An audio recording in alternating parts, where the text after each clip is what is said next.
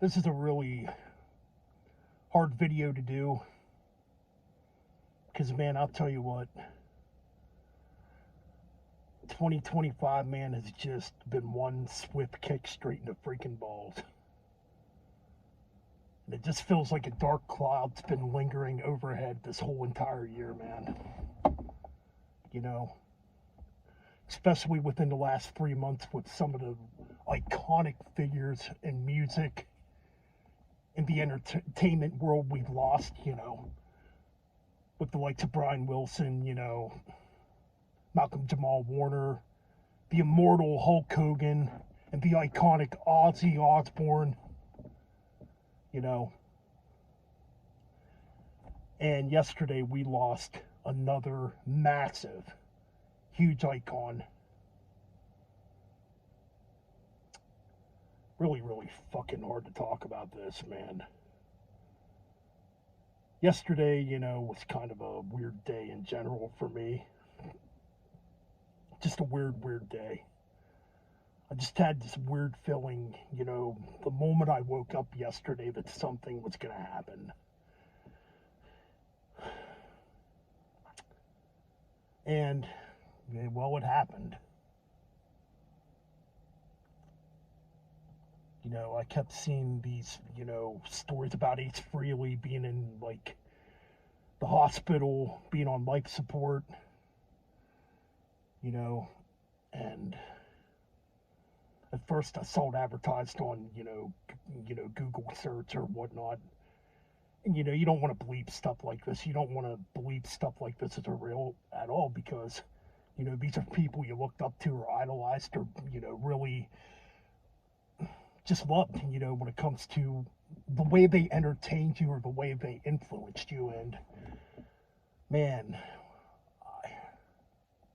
I still feel pretty shocked thinking that Ace Frehley is no longer with us. Passed away at the age of 74, man, and what a loss.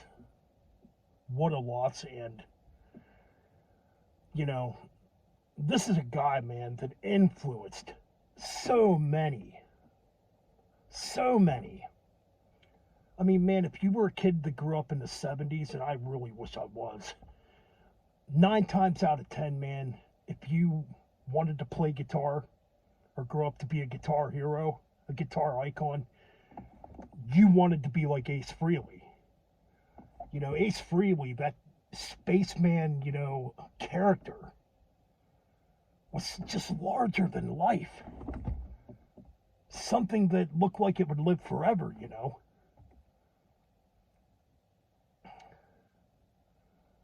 You just think, man, I mean, we didn't just lose somebody. We lost somebody that made a freaking impact upon arrival. I mean, going all the way back to the 70s with Kiss.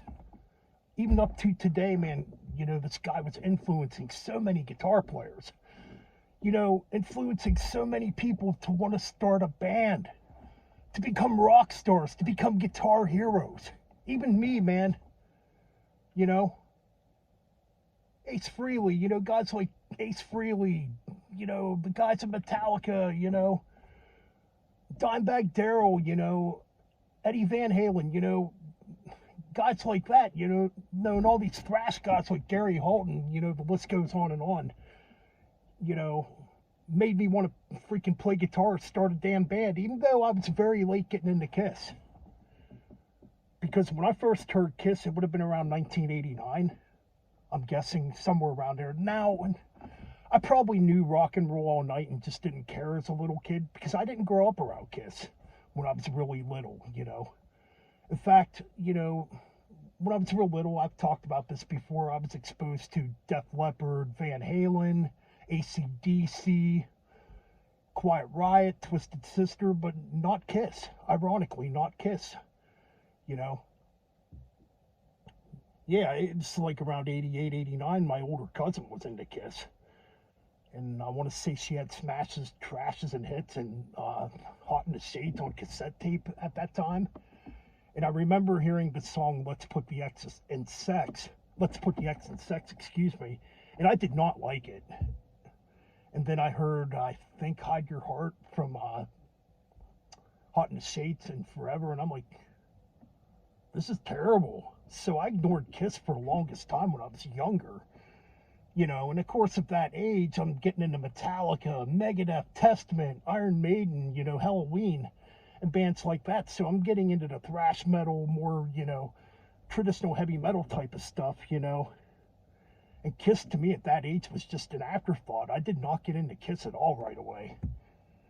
Until one day, I had another friend of mine that had some of the old 70s Kiss cassette tapes. And ironically, I saw these same cassette tapes in like a $5 bin at a Value City store, an old department store we used to have here in my old hometown. And I got really, really curious about like early Kiss. Like what they sounded like, you know, because they looked much cooler with the makeup on, I thought. But even then, I was like, the music's probably not that good. You know, being a young, ignorant teenager, you know. But I got more curious once I saw my first Kiss VHS tape around 1996. I remember my buddy was starting to get into Kiss, somebody I went to school with, and he had a Live 3, or it might have been on Confidential. I can't quite remember. I know Live 3 was out at this time. But then he had Kiss Confidential and Kiss Exposed and Kiss Extreme Up, or Kiss Extreme Close Up, excuse me, which was a documentary that was made about Kiss around the time, you know, Revenge came out. So I remember watching those and starting to really get into this band.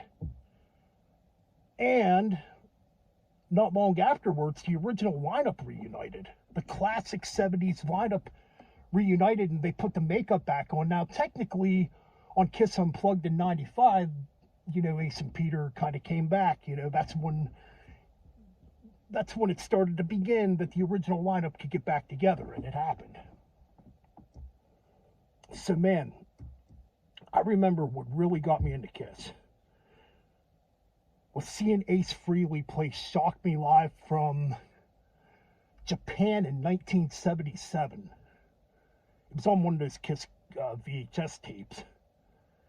I want to say it was on the one I have, Kiss Extreme, you know. I haven't watched it for years since I don't have a VHS player anymore.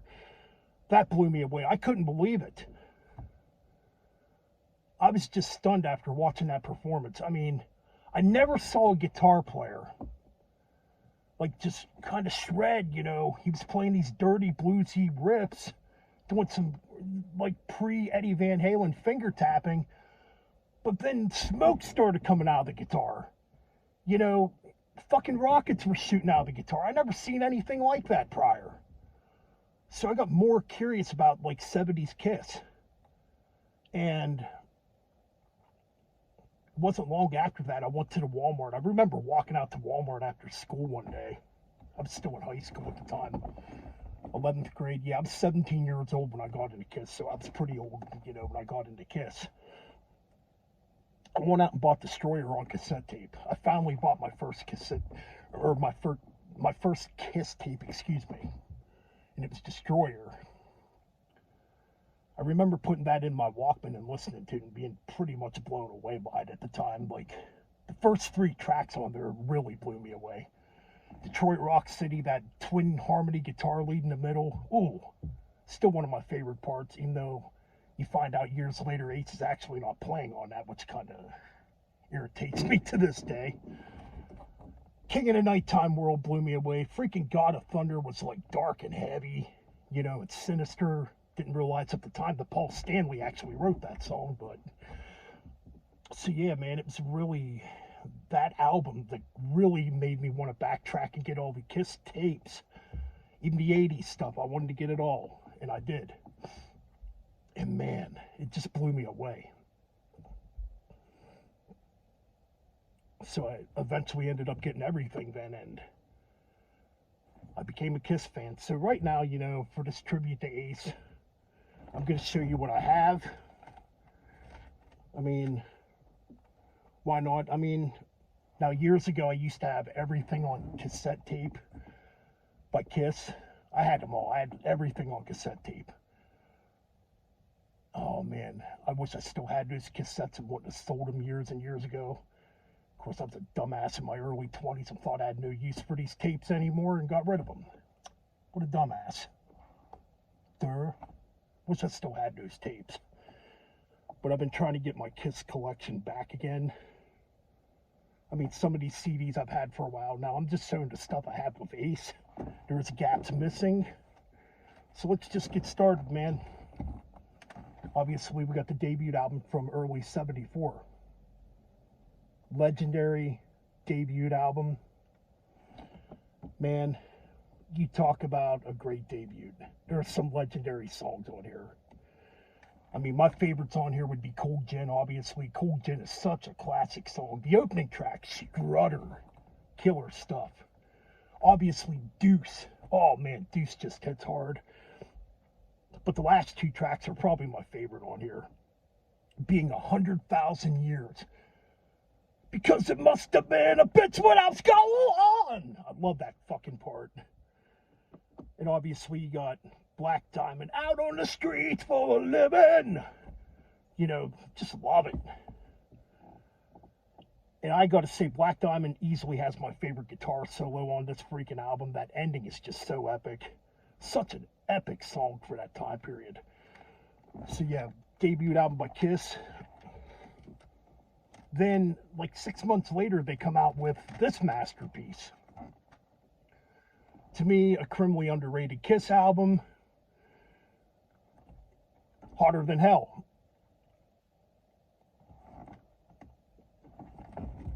Bear with me. Let me get a drink of 7-Up quick. Happy to find 7-Up in my area again. So much better than Sprite. And Sierra Mist. Gotta go with the 7-Up. Anyways, this album right here, man. Remember the first time I got this on tape? I thought I bought a warped tape because of the production. I'm like, whoa, this sounds weird. And then when I eventually got it on CD or heard another cassette tape or something, I'm like, okay, it's supposed to sound like that, okay. I never had a problem with the production on here. I think that raw, dirty production actually makes this album sound heavier. And this probably is the heaviest Kiss album of the 70s. Man, there's some freaking stomping tunes on here. Parasite, man, Parasite is one of the best Ace songs, period, man. Just such a great song. And ironically, the first time I heard Parasite is when Anthrax covered it on Attack of the Killer Bees. That's how I first heard Parasite. Loved it then, and when I heard the Kiss version, I'm like, fuck yeah, man. I didn't know Kiss could be this heavy. You know, Going Blind is a very underrated track on here. Hotter Than Hell, obviously. Let Me Go Rock and Roll. You know. Watching You To, another freaking barn burner of a heavy song and dark song, you know. Almost Sabbath-like. Such good songs. Mainline, you know. This whole album's good. Strange Ways, though. Fuck me, man. One of the best Ace songs ever written. One of the heaviest Ace songs. This one definitely has a very Sabbath feel to it, you know. Because it's a strange way when you look at me. Love that fucking vocals, too, by Peter Criss in that track. And Ace's guitar solo on that track, epic.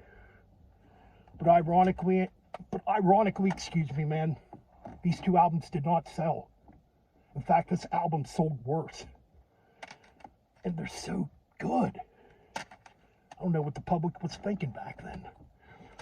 So quickly, they go back into the studio. They get Neil Bogart to produce the next album.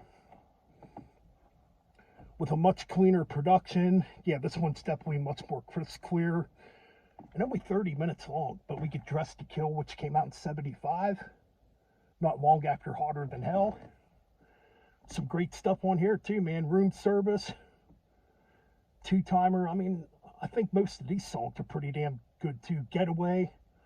Another track Ace wrote where, you know, Peter Criss does the lead vocals. Ace wasn't comfortable doing the vocals yet at that time. Rock Bottom, though, is easily the best track on this album, I think. I freaking love that acoustic intro to Rock Bottom. I know some people complain it's extended too long. I love it. Come On and Love Me, man, that's another song on here I absolutely love. In fact, I remember back in the day, me and my buddy the Toasted Goat and our brother Scott, you know, good old Holocaust, the original Holocaust, would cover that song. She, man, that's another track we used to mess around with. Freaking She, the first time I heard that was actually on a live, and the song fucking blew me away. Such a heavy song that could have fit on Hotter Than Hell. But yeah, then you get the original Rock and Roll All Night. Actually, you know what? I definitely prefer the live version over the original just because of that Ace added guitar solo. And speaking of which, the next one, Alive, would blow Kiss up into megastars. It took a live album to do it because they were about to go bankrupt. You know, Casablanca was about to go bankrupt. Kiss was about to be completely done for. Then Alive comes up and it just fucking blows up. And it's one of the most iconic live albums in history. I need to get that back in my collection. I used to have it on cassette tape. I feel like an idiot for not owning that one. Don't worry, I'll get that back in my collection. Don't you worry. Because I think every fan of music should definitely have Alive. So moving on, back into the studio we go again. This time they hook up with Bob Ezrin and go in a more experimental direction. You know, orchestras are brought into the Kiss sound, pianos, you know, choirs, you know, all that stuff. So we get Destroyer, which came out in '76, the first one I bought. Already talked about this album. I think it's a great album, you know. At the time, though, this album did not do good. It didn't do good at all when it first came out. So Kiss rushed back into the studio right away to do a full-on rock album, you know, harder, rocking, heavier album. Because this one didn't sell until one day some DJ flipped over to B-side and started playing Beth, and then this album blew up and the band blew up even bigger. So yeah, Beth became the massive hit from this record, but still, this is a pretty damn good album. It's legendary for a reason. So not long, you know, you get Rock and Roll Over. Excellent Kiss album. This is definitely a return to form, kind of back to that Dress to Kill type of vibe. I definitely hear more of the Dress to Kill vibe on this one.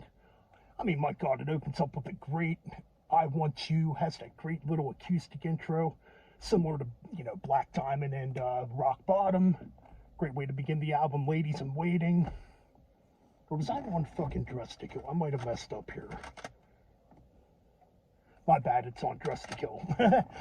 Anyways, but you get Rock Bottom, you know, Dr. Love. They call me Dr. Love. You know, Mr. Speed, Making Love, and the awesome, very melodic Hard Luck Woman, which was originally written for Rod Stewart, which is a really awesome Peter Criss song, you know, written by Paul Stanley, obviously. Peter does some great vocals on that, though. You know, Love 'Em, Leave 'Em. What a song title. Excellent album. A lot of people would pick this as their favorite Kiss album. Me, yeah, it could be there, but I think it's still Hotter Than Hell. Anyways, 1977 comes, we get Love Gun. Now, this would be my favorite freaking album cover. That album cover is epic. Such an awesome album. I mean, I Stole Your Love. I mean, a track like Christine 16, you couldn't write nowadays. People would just lose their fucking shit. Shock Me fucking rules. Like I said, you know, the first time I heard Shock Me was on that Kiss VHS tape, so. And this is the debut of Ace Frehley on vocals, so hell yeah. Love Gun, the title track, obviously. Gee, I wonder what that's about, man. Could be about the Metal Ben Boomstick, you never know. No, Love Gun's an epic track, though. Almost Human, man. Again, a song that's kind of along the lines of, you know, one of the demon songs, you know, like God of Thunder. By the way, speaking of Almost Human, shout out to Ralph Vieira, man. He did a really, really excellent tribute to Ace Frehley last night. Him, Wayne, I think Tony Dio was on there, Ralph was on there, and they had Rick Ross on there from Massacre. That was an excellent stream, man. What an awesome tribute to Ace, man. At one point, there was over 500 people in that stream just hanging out, you know, reminiscence about Kiss. You know, I was in there hanging out. It was a damn good time, man. There was a lot of other people on YouTube, man, that did excellent tributes to, like my buddy George G's Room of Rock, you know, Martin Popoff. I mean, this is the kind of stuff I love when something like this brings people together. I wish there was more stuff like this. You know, music in general should just bring people together. Whether you're alive or dead, it doesn't matter. Music should bring everybody together, man. That's why we all love music, right? But anyways, Love Gun. After that, you know, Live 2 would come out, which I have on vinyl. I do have a Live 2 on vinyl. I don't have it on CD yet. I did have it on cassette at one point. But man, Alive 2, basically, you know, tracks from Destroyer, Rock and Roll Over, and Love Gun. And you get 5 new tracks on that, you know. Rocket Ride really stands out on that album. I think there was a cover track on there too, if I remember correctly. Was it called Any Way You Want It? I think it was a Beatles cover.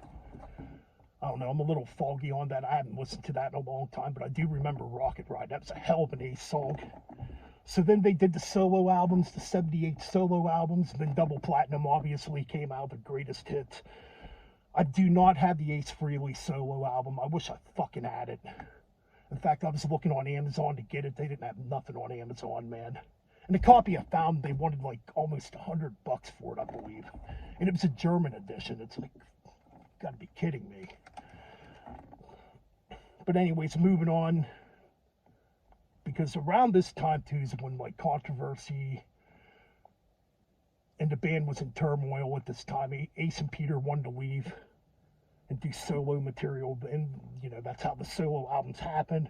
Kiss Meets the Phantom happens. And in 1979, we get the first full studio album in 2 years at that time by the last with the original Kiss. I mean, we know Ant and Fig plays on most of this album. We get Dynasty, which would be the last album to feature Peter Criss on one track, Dirty Living. However, man, this album definitely pissed a lot of people off. It pissed a lot of Kiss fans off at the time because a lot of people thought Kiss sold out. You know, I mean, if I was around in 79, I might think the same thing because at this time, Kiss is freaking massive. I mean, it got to the point where Kiss was so huge that they started having families showing up at their concerts. It just didn't look like that dangerous rock and roll band anymore, you know. Families were showing up at Kiss concerts, you know. I mean, there was rumors at the time, too, that there was going to be a Kiss amusement park and a Kiss circus show. Not a really good time for the band Kiss. This is when they really started losing it. But, all in all, I actually really, really enjoy this album. Because there's some hard rocking tracks on here. The 2000 man cover fucking rules. It's way better than the Stones version. Freaking Ace is just rocking on it, you know. I mean, the only other poppy song you really have on here is Sure Knows Something, you know. That's pretty much it. Dirty Living. I mean, Dirty Living's a little disco sounding, you know, the last track that Peter Criss would do with Kiss. I hated that song for the longest time, but lately I've started to really grow to love that song, excuse me there. Charisma, man. But then you got the Ace tracks, which kick ass on here. Hard Times and Save Your Love. Those two songs freaking rock, man. Ace is on fire. Anyways, we go into 1980. Unmasked comes out. Peter Criss is out of the band. It's Ant and Fig as the ghost drummer, even though Peter Criss is still featured on the cover. This is where Kiss does go full on pop. Kiss really lost it at this time. Their popularity started to really fall in America. I mean, they were still huge in like Australia, you know, at that time. In fact, they were like super popular in Australia. I mean, Unmasked, you know, it is what it is. I mean, to me, it's not one of my favorite Kiss albums. I do think the bolts are pretty much clipped from that album. But the Ace songs, Talk to Me, that's probably the best one on there. Naked City's a fucking killer track, but that's a Gene track. That's actually my favorite on Unmasked. Oh, what's the other one? Two Sides of the Core, or yeah, Two Sides of the Coin, and oh my God, what's the other one on that fucking album? I can't think of what the hell it is now. Yeah, Talk to Me, Two Sides of the Coin. I don't. She's so no Torpedo Girls. I'm sorry. Yeah, Torpedo Girls. You know, those two songs or whatever. Not the greatest Ace songs, but then, you know, they were teasing that they were going to go back to being a heavy metal band. And it's ironic because I do have this compilation, if I can find it here. And a couple of these songs were going to be on the next Kiss album that was supposed to be heavier. So I'm going to pull out the compilation. Where the hell did it go here? I have it here somewhere. I apologize. Oh, here it is. Killers. Now, this came out after The Elder came out. But there were songs like Partners in Crime they were teasing for the next Kiss album. I'm a Legend Tonight, which ended up on this little compilation that came out in Germany. As you can see, it's got the German logo. So yeah, Killers, just a short little compilation album. Well, there was never another heavy Kiss record, well, right away at least. Instead, they decided to hook back up with Bob Ezrin and do another concept album called Music from the Elder. And this album tanked. Still, I believe, the worst selling Kiss album. This album did not even go gold. But the only reason I mentioned this album, because this was the final album to feature Ace Frehley. Yeah, man. On the track Dark Light. Excuse me, man. Fucking voice is starting to get tired here. Another swig of 7-Up. But anyways. Yeah, Dark Light. A rocking freaking tune, man. Now, that's the Kiss you want to hear. Like, just Kiss rocking, man. And Dark Light's definitely one of the heavier tracks on this. Man, Ace plays a really fucking shreddy solo on that track. It's freaking awesome. And another one he would co-write is Escape from the Island, which is a short little instrumental track. Kind of speed metal-like almost. Pretty fast-paced. Mr. Blackwell's fucking good. You know, what else is on here? Oh yeah, The Oath. The Oath is probably one of the best tracks on here. And the last track, I think's really good. I don't think this album's terrible. But then again, you know, yes, this was pretty much... This album completely almost destroyed Kiss. I mean, after that, they would do Creatures of the Night. I could have brought that with because Ace is on the cover of that. I do have it. I just didn't bring it because he don't play on it. He's not on it at all, even though you can find a video...